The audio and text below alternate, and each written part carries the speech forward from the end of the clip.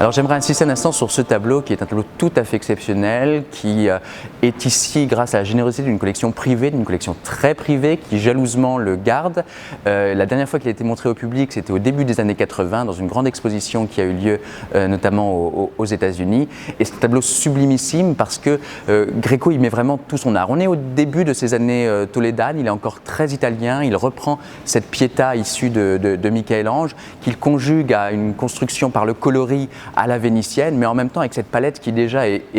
la sienne, qui déjà est inimitable. Et il choisit ce cadrage très serré pour augmenter encore la force émotionnelle de cette œuvre qui est vraiment absolument bouleversante, avec ce long bras du Christ qui tombe jusqu'en bas, qui attire notre attention sur cette couronne d'épines dans laquelle très discrètement il met sa signature. Et on a cette main de Nicodème qui supporte le Christ, qui est peinte avec une vigueur, une force qui vraiment annonce l'expressionnisme allemand notamment. Et voilà, encore ces couleurs, le dynamisme, c'est presque de l'art cinétique parce qu'avec ces couleurs, avec cette juxtaposition de couleurs très franches et très clivantes, il crée un mouvement, il crée une durée et